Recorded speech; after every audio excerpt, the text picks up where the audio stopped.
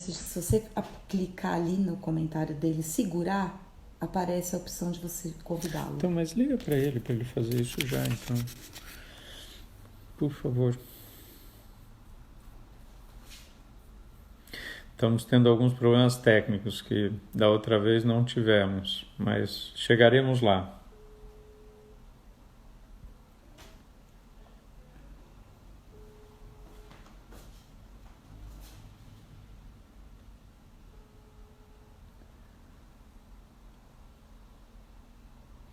Aos pouquinhos a gente chega lá. Ele não entrou ainda de novo? Não.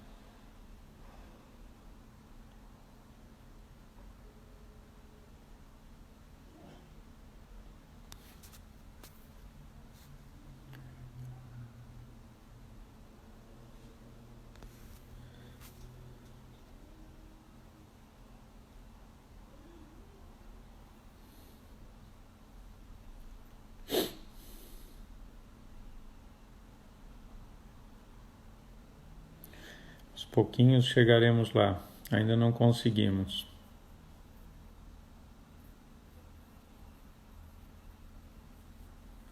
Liga de novo, Fê. Tô ligando. Não mandar recado. Liga de novo. Enquanto a gente vai fazendo, fala um pouquinho, sabe? De repente o que você falou do Shalom, um pouco a situação que vocês fizeram hoje Não, na sim. câmera. Vai conversando enquanto eu... Enquanto a gente não consegue o Dr. Geraldo, estamos tentando aqui, assim que eu conseguir, está dando algum problema técnico aqui. De qualquer forma, posso ir contando para vocês um pouco hoje o que aconteceu lá na Câmara. Tivemos mais de 3 horas de sessão virtual para discutir, inclusive, redução de valor de salários dos vereadores de 30%, né? E a gente estamos dando certo. Era só um minutinho. E vamos voltar a votar isso no comecinho da semana que vem de novo. Estamos conectando o Dr. Geraldo. Opa, agora deu certo. Desculpe os problemas técnicos, governador. Grande prazer estar com o senhor. Está me ouvindo? Daniel Anneberg, quero cumprimentá-lo, dizer da alegria de participar aqui da live, saudar aqui todos e todas que estão aqui conosco. É uma alegria revê-lo. Também, governador, já passamos de 100 pessoas só no comecinho. Queria só fazer uma rápida introdução e depois lhe fazer algumas perguntas. Primeiro, dizer que é muito prazeroso estar de novo com o senhor. Nós trabalhei no seu governo, aliás, em vários governos seus, né, tanto no Poupa Tempo quanto no Detran. Tenho o maior orgulho de ter no governo e dizer que o senhor na verdade, além de ex-governador, já muitas vezes, o senhor também é professor, médico, né? E algumas vezes economista até, né? E vamos falar um pouco sobre saúde, vamos falar um pouquinho sobre saúde aqui também, sobre política, e falar um pouquinho, agradecer principalmente ao Wagner Pires e à Fernanda Capistrano, que nos ajudaram aí a esse encontro. Queria começar, governador, lhe perguntando aqui uma questão importante. Com toda a sua experiência, né, o senhor se lembra de alguma crise com essa dimensão como a gente está vivendo hoje, governador? Olha, não só eu nunca vi, como certamente nem a minha geração viu. Nós já tivemos em 2003, 2002, 2003, uma epidemia, também por um coronavírus. Esse é o 7º coronavírus. Na espécie humana, em animais, nós já temos mais de 30 vírus identificados, onde o hospedeiro é o animal. O ser humano é o 7º. Tivemos uma epidemia chamada SARS, síndrome aguda respiratória, mas ela foi muito localizada na Ásia, em 2002. Depois tivemos, em 2008, uma outra epidemia, aí por um vírus da gripe, o H1N1. Aliás, reforço aqui na live, quem ainda não tomou a vacina da gripe e estiver dentro do espectro da vacinação, a necessidade de fazê-lo, porque vai ser imunizado contra 3 tipos de vírus: H1N1, H3N2 e influenza B. Mas tivemos uma epidemia em 2008. Tivemos uma epidemia também por um coronavírus em 2012, chamada MERS, que atingiu muito o Oriente Médio. Agora, esta, cujo vírus chama SARS-CoV-2 e a doença chama Covid-19, Covid, Coronavirus Disease, 19, porque foi identificado em dezembro de 2019.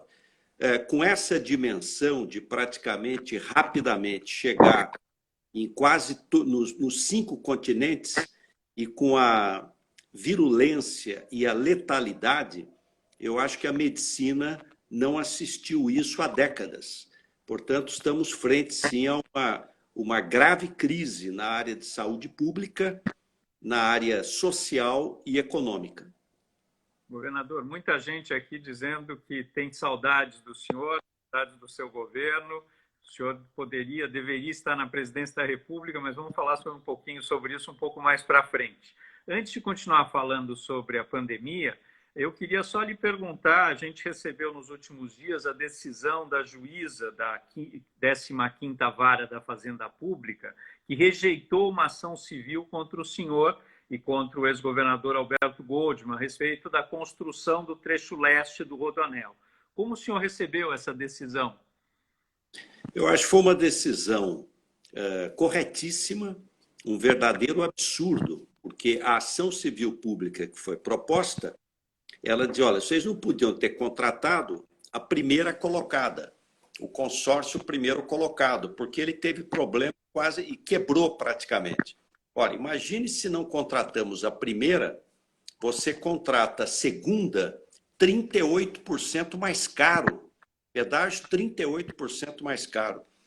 A concessionária que venceu foi 38% mais barato o valor do pedágio, pagou 380 milhões na época de ônus da concessão, pagou para os cofres públicos, recolheu antes de assumir a concessão e fez a obra. O Rodoanel Leste está pronto, ligando o ABC com a rodovia Ayrton Senna e com a rodovia Dutra, totalmente pronto. Quer dizer, é um verdadeiro absurdo. E fico feliz porque nem assinei o contrato.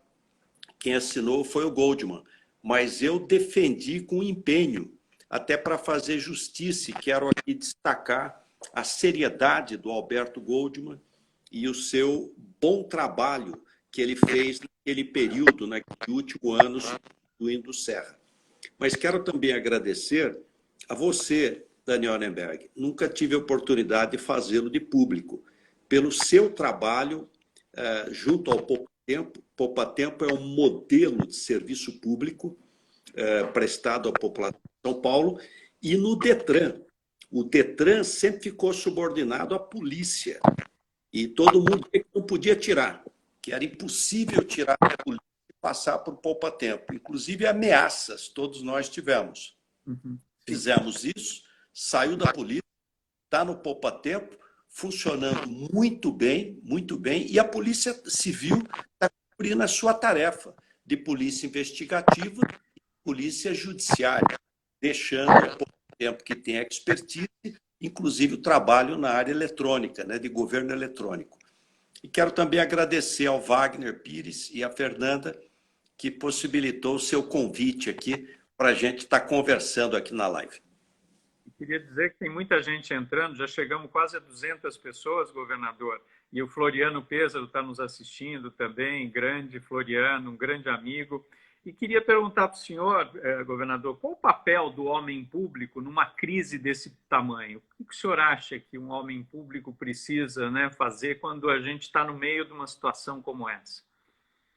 Olha, primeiro, humildade, porque nós estamos frente a um fato que não é corriqueiro, um fato raro, ocorre uma vez a cada século, e de pouco conhecimento. Quer dizer, o fato é esse. Ninguém conhece, é um vírus novo, está todo mundo aprendendo Eu que tenho convivido bastante lá no programa da Bandeirantes, com muitos infectologistas, muitos médicos, especialistas, e é impressionante como está todo mundo muito procurando criar os melhores protocolos. Acho que nós estamos avançando. Humildade. A outra, governar é escolher, dizia o Duque de Lewis. Governar é escolher. A obra-prima do Estado é a felicidade das pessoas, é o ser humano, é a pessoa. Então, a vida em primeiro lugar. E ela não é incompatível com as outras coisas. Pelo contrário, quanto mais rapidamente resolvermos o problema de saúde pública, menor vai ser o impacto social e, de outro lado, menor vai ser o impacto econômico. Agora, não há dúvida, nós estamos frente a uma crise de grandes proporções. A crise bancária, financeira de 2008, 2009, do Lehman Brothers, perto dessa crise vai ser uma mini-crise. Uma mini-crise. O Banco Mundial estima que a queda da economia mundial pode ultrapassar 3,5% a queda do PIB do mundo. E o Brasil também, até talvez mais de 4% a queda do PIB neste ano de 2020. A pergunta que eu ia fazer para o senhor é justamente se há um conflito entre as questões relacionadas à saúde e economia, né? Essa é uma questão que muita gente nos pergunta e eu acho que não tem, mas queria ouvir muito a sua opinião. Não, não tem, e digo mais, até uma sinergia, porque quanto mais rapidamente você resolver a questão da saúde e diminuir o impacto, né, da doença, mais rapidamente vai recuperar a economia. E aqueles que defendem um liberalismo do século XIX, né, da ausência do Estado, não é possível. Quer dizer, o Estado existe exatamente para, nesses momentos, agir. Agir na área social. Quero destacar aqui o trabalho do Floriano Pêssaro, que foi nosso secretário, que até fez um resumo muito bom sobre os apoios, as medidas dos governos federal, estadual e municipal para ajudar a população desempregada, de trabalho intermitente, que não tem carteira assinada, os pequenos empreendedores, para as pessoas da Bolsa Família, mamães que são chefes de família, para poderem se manter nesse período. E, de outro lado, medidas econômicas, para poder recuperar a economia num segundo momento. Mas a prioridade, nesse momento, tem que ser a questão de saúde pública. E quero dizer que São Paulo agiu firme, porque só na cidade de São Paulo, Daniel Annenberg, são quase 2.000 leitos que foram criados em 30 dias. Veja o Pacaembu, o hospital do Pacaembu de campanha. Veja o hospital do Anhembi. O hospital do Anhembi tem perto de 1.000 leitos, praticamente, da prefeitura. Muito importante, o Estado, Ibirapuera. Agora, o Hospital da Bela Vista, mais 120 leitos. Ampliação do Mboi Mirim, Parelheiros, Brasilândia, enfim, são quase 2.000 leitos criados, e além dos leitos de UTI, que é o grande temor, né? Nós temos um grande problema que é a falta de respirador.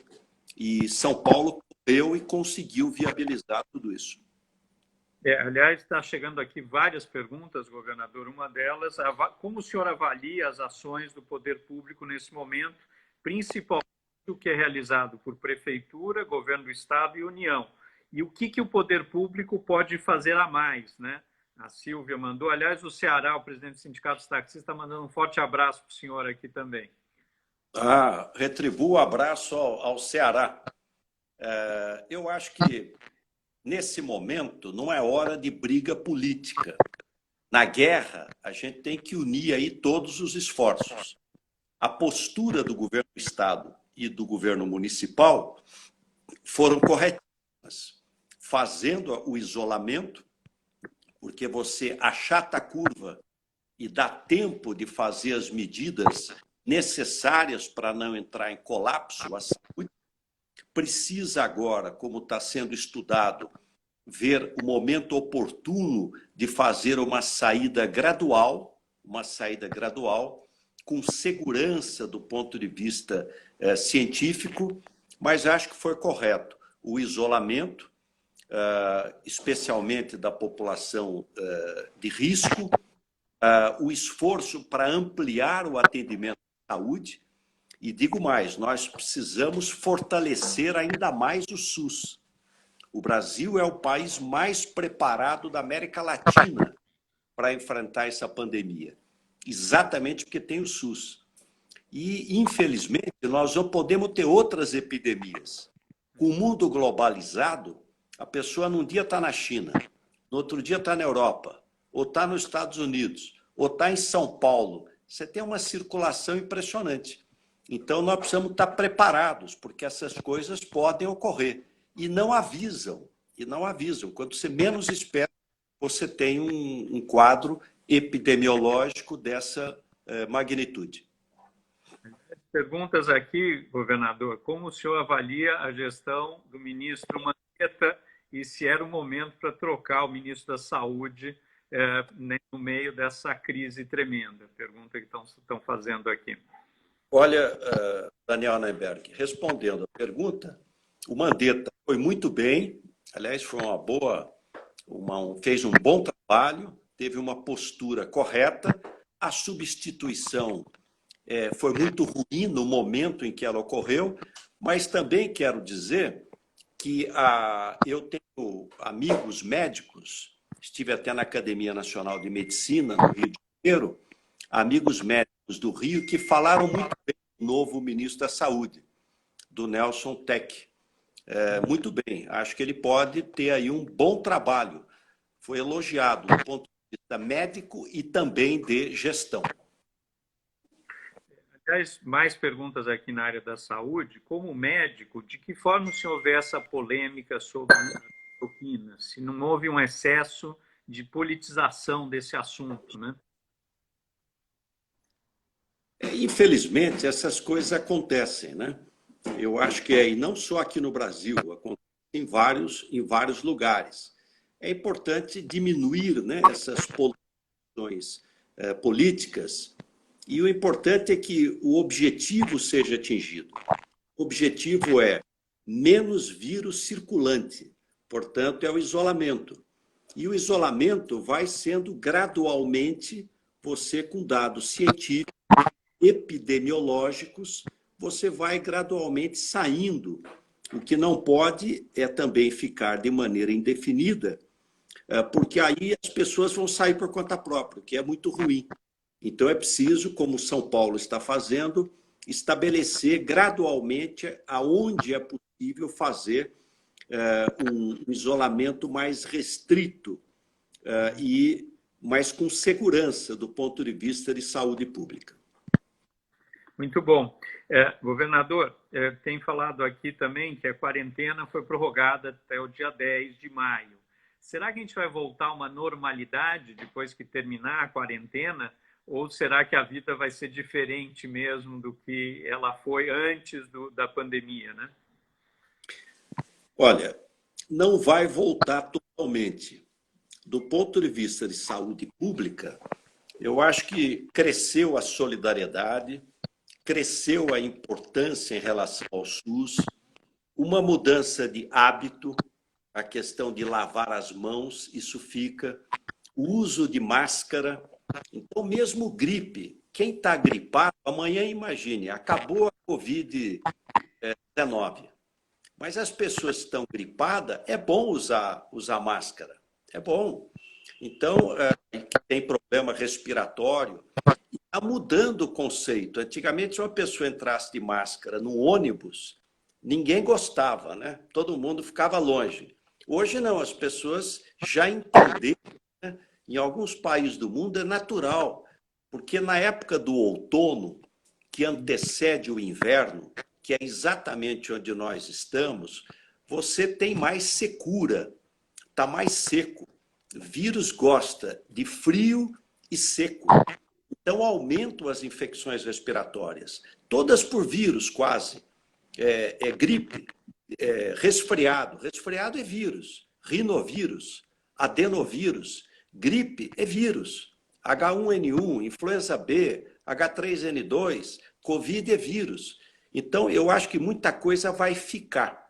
Vai ficar. Agora, a economia pode demorar um pouco mais para recuperar, porque as pessoas estão muito preocupadas com a questão do emprego e da renda. Então, mesmo que amanhã vá liberando, o consumo não vai voltar tão rápido, porque mesmo quem está empregado está com receio de perder o emprego. Aliás, chegamos aqui em 235 pessoas, está a gente indo muito bem. Queria falar um pouquinho sobre isso, sobre economia, né? Como é que o senhor vê essa volta? O senhor mesmo disse que a gente vai ter aí uma recessão tremenda, não só em São Paulo, no Brasil, mas no mundo, né? Que medidas o poder público pode tomar? Será que é o momento da gente ter, como teve o Plano Marshall para reconstruir a Europa depois da guerra, ou depois do crash da Bolsa de Nova York em 29, para recuperar empresas? Será que a gente vai ter algo parecido aqui no Brasil? Não tenho a menor dúvida, e vai ser necessário. Quando a economia vai bem, o Estado deve se recolher um pouco. Agora, quando a economia vai mal, o Estado tem que entrar, ainda mais em situações como esta, para poder aquecer a economia. A primeira é preservar as famílias. Então, o Floriano fez até um trabalho bonito, colocando, não imagina como ajudam esses R$ 600 para que as pessoas possam ter acesso a alimento, para que elas possam, o mínimo necessário elas terem. As mamães que têm crianças, são chefe de família, R$ 1.200, os pequenos empreendedores, o crédito vai ser muito importante. Uma boa notícia, Daniel Neberg, que eu vejo é o agronegócio, porque o agronegócio está bombando. Ele está 100 por hora, ele está todo ele trabalhando, é zona rural, é distante, você tem uma outra realidade, e com dólar a 5,40, a mais de R$ 5, as exportações voam. Então, isso vai ajudar o Brasil, que tem a vocação para ser o celeiro do mundo. Nós vamos bater todos os recordes na área de grãos e de exportação. E o agronegócio não gera só emprego na área rural, ele gera também na cidade, através da indústria e dos serviços. Então, isso vai ajudar muito. Temos que estar atentos, São Paulo, à questão do álcool, porque nós somos o maior produtor de cana-de-açúcar do mundo, o estado de São Paulo. 2 milhões de empregos. E o setor está em situação gravíssima, gravíssima, por duas razões. Primeiro, queda de consumo de álcool na bomba. Com o isolamento, caiu 50% o consumo de combustível. E segundo, a queda do preço de petróleo. Desabou o preço do petróleo, o que quase inviabiliza, em alguns estados, a questão do álcool. Então, o governo federal tem que agir rápido, no sentido de financiar a estancagem do álcool e, de outro lado, de estabelecer alguma postergação tributária para poder segurar esses mais de 2 milhões de empregos, cuja maioria fica aqui.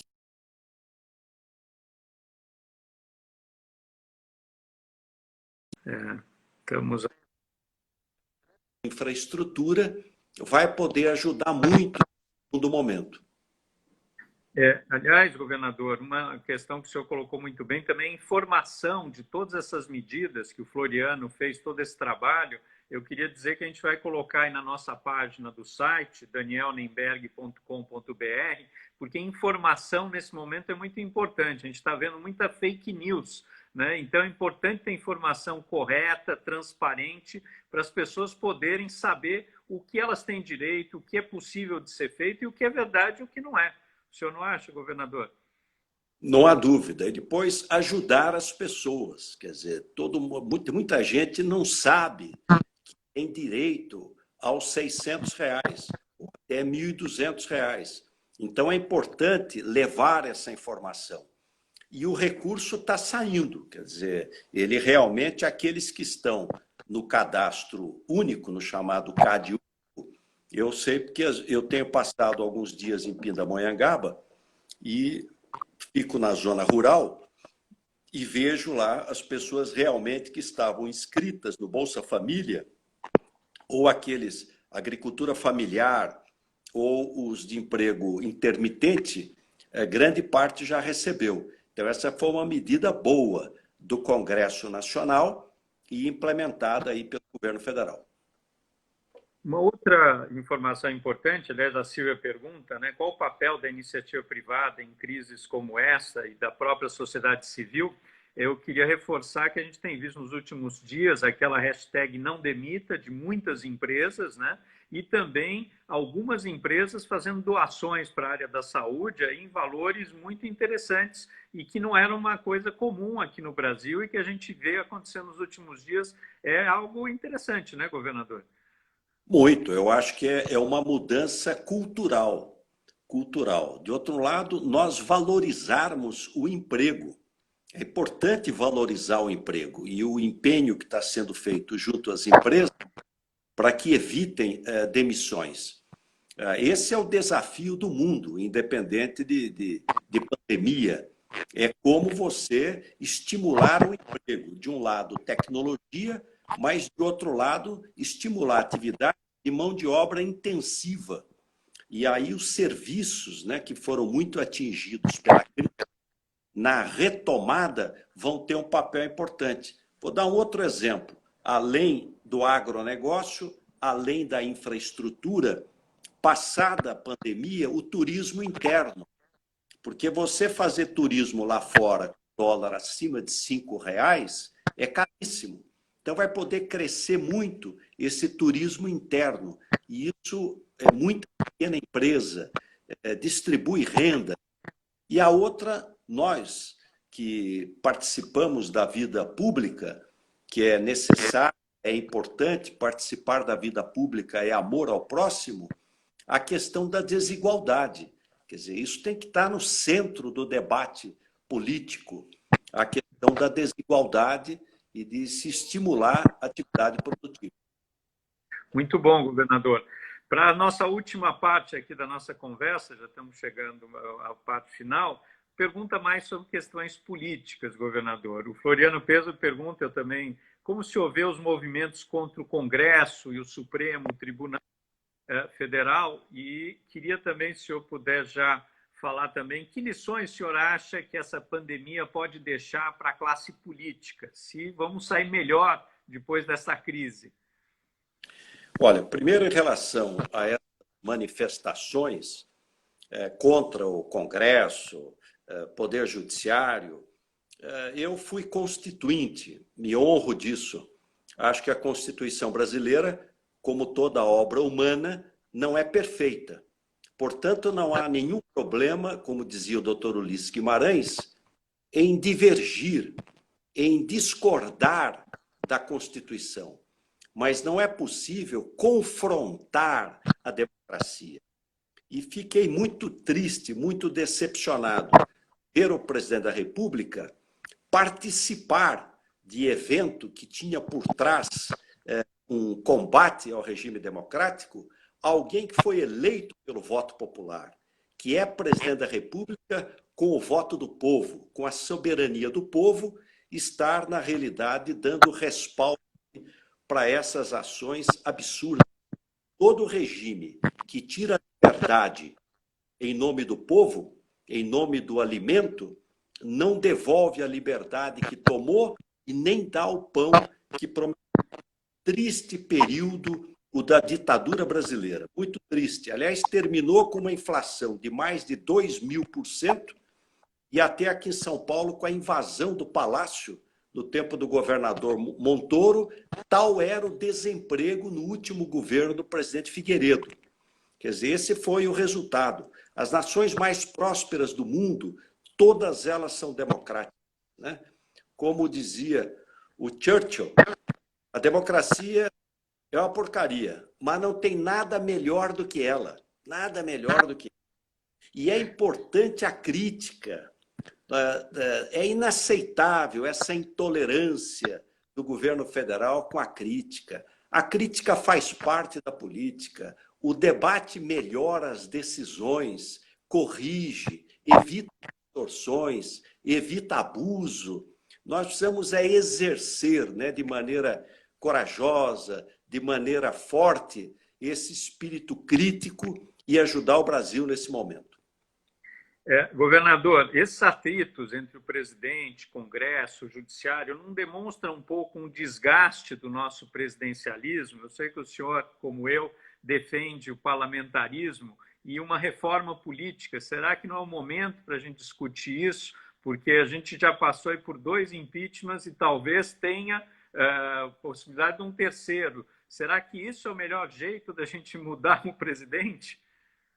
Olha, a reforma política, ela é extremamente necessária, porque quando você tem 35 partidos e outros tantos no forno, você não tem quase nenhum. Essa fragmentação partidária, ela enfraquece os partidos políticos. Ela exacerba o personalismo e não as propostas, os programas. Então, eu diria que a reforma política também necessária, com cláusula de barreira. Nós não temos cláusula de barreira. Ninguém deixou de ser deputado porque o partido não atingiu o quociente, fizeram uma federação e continuaram. Então não existe cláusula de barreira. De outro lado, esse voto proporcional, você poder ser votado no estado inteirinho, é uma campanha de governador para deputado. Isso estimula o corporativismo. Ou é distrital puro, ou é distrital misto.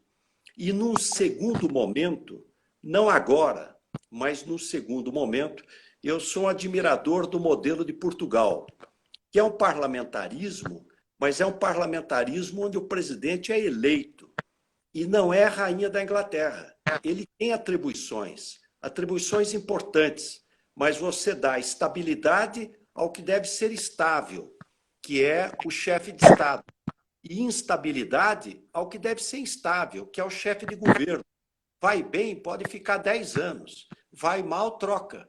Então, um regime muito mais flexível, mais moderno, mas acho que isso num segundo momento. O PSDB deve retomar a sua causa parlamentarista, explicando como funciona o regime, que é muito mais flexível, moderno e evita crise, como o Brasil tem vivido. Governador, estamos chegando ao final. Uma última pergunta aqui. Como o senhor avalia os efeitos dessa pandemia agora nas eleições municipais? Aliás, será que vamos ter eleições esse ano? Como o senhor vê essa possibilidade do adiamento do pleito municipal? O senhor acha que isso é bom ou é ruim para o país? Adiar eleições é sempre ruim. As democracias modernas cada vez fazem consulta com mais frequência.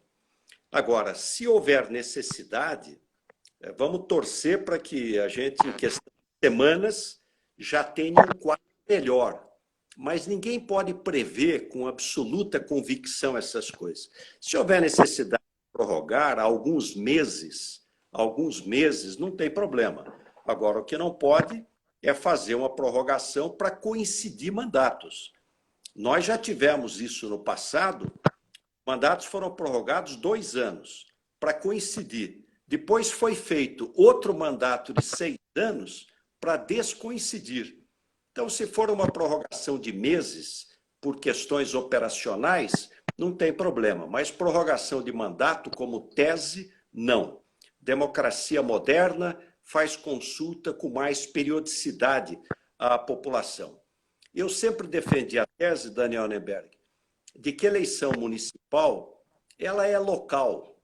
Ela não tem a interferência assim da questão nacional, mais ideológica.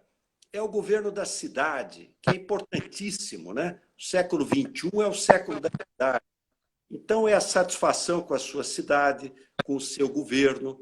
Eu acho que o Bruno Covas está indo muito bem.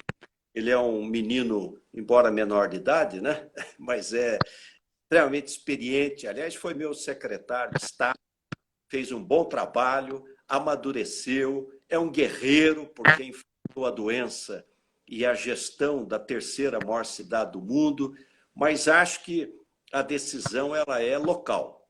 Então, em Pindamonhangaba vai ser o município, em São José dos Campos o município, em Patrocínio Paulista, e vai pesar muito também pelo enfraquecimento dos partidos, confio,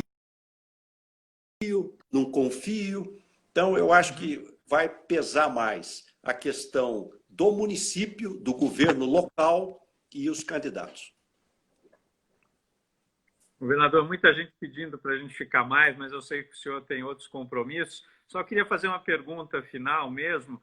Muita gente tem sentido saudade, não só do seu mandato, mas tem sentido saudade das pessoas nesse momento tão difícil.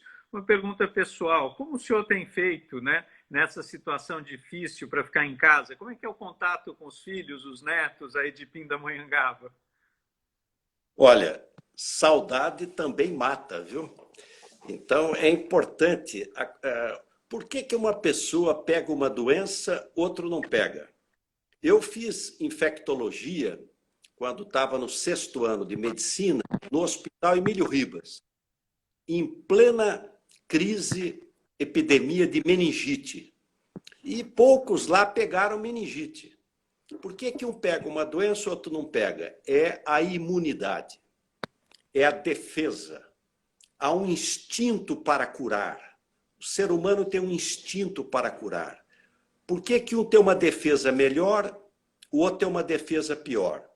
É a herança genética do papai e da mamãe, é a respiração, é o alimento, é o estilo de vida, mas é também a saúde mental. Então, nesse momento de isolamento, e o isolamento não é natural, homem algum é uma ilha, mulher alguma é uma ilha, nós precisamos ter cuidado com a questão da saúde mental. Então, eu queria encerrar, Dona Anneberg, deixando 4 dicas aqui. Primeiro, sol. Tome sol. Abra a cortina. Abra a janela. Energia da luz entrando pela retina no cérebro emocional. Então, a energia da luz. Os países nórdicos têm muito mais depressão, porque a noite é longa e o sol é menos. Então, essa dádiva de Deus, que é o sol, a ação dele no sistema límbico, no cérebro emocional. Exercício dentro de casa. Quem faz exercício, exercício respiratório, exercício libera neuropeptídeos de cadeia longa, neurohormônios, serotonina, dopamina, todos esses neuropeptídeos. Terceiro, afeto. O ser humano, o amor é uma necessidade biológica. Fale com amigo, telefone, faça live, que nem o Daniel Anneberg. Vamos copiar o Daniel Anneberg, fazer live, conversar. Olha quanta eu vi passando aqui na minha tela, quantos amigos, quantas pessoas que a gente tem saudade, pessoas queridas, que a gente está revendo aqui, podendo trocar essa palavrinha. Eu fui com a Lu na porta do prédio da minha filha. Não entramos, porque eu não podia, mas ficamos ali do outro lado da grade, trocando beijos lá de longe com os netos, né? O ser humano precisa do amor, ele é necessário, do afeto e espiritualidade, né? Importante a gente ter um minutinho de reflexão interior, né? De convicção, qualquer que seja a religião, mas crença, fé. Então, fico muito feliz. Agora, também quero dizer a quem está nos acompanhando, Daniel Anneberg, que o tempo, o espaço, não diminui os laços de afeto que criaram raízes. Não é porque não nos vemos que os laços de afeto diminuíram. Pelo contrário, às vezes até a gente valoriza mais quando as circunstâncias nos impõem a distância. Mas preparem-se, porque encerrado aí o corona, vai ter muito café, né? Vamos matar a cidade tomando bom café e prestigiando, né? O café brasileiro, melhor do mundo. O Brasil é o campeão do mundo, o maior produtor de café do mundo. Não, vi que a sua filha entrou, a sua mulher, mande um abraço para elas. Governador, queria só encerrar agradecendo muito ao senhor, dizendo o seguinte, quem quiser ver essa live completa, Eu vou falar aqui o telefone, pode mandar uma mensagem para 98405-5460 ou também entrar no nosso gabinete virtual, que é o site danielnemberg.com.br, para a gente dar informações.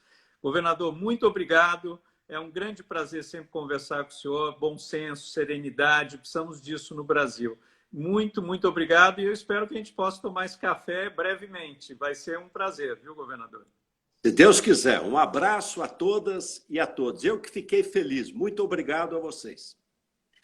Um abraço, gente. Até a próxima.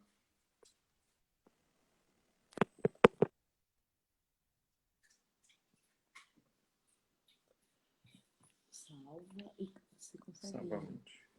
você consegue fazer o print? Acho que faz um print da.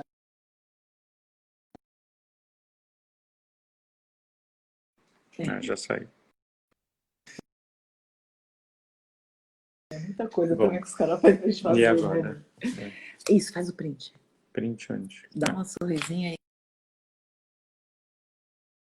Ao mesmo tempo? Estou fazendo. Isso daí, meu. O que a gente quer.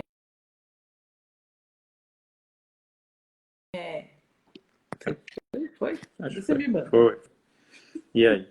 Não, mas além do print, como salvo agora? Aí ele vai dar. Quando você der encerrar, ele vai dar a opção. Tá.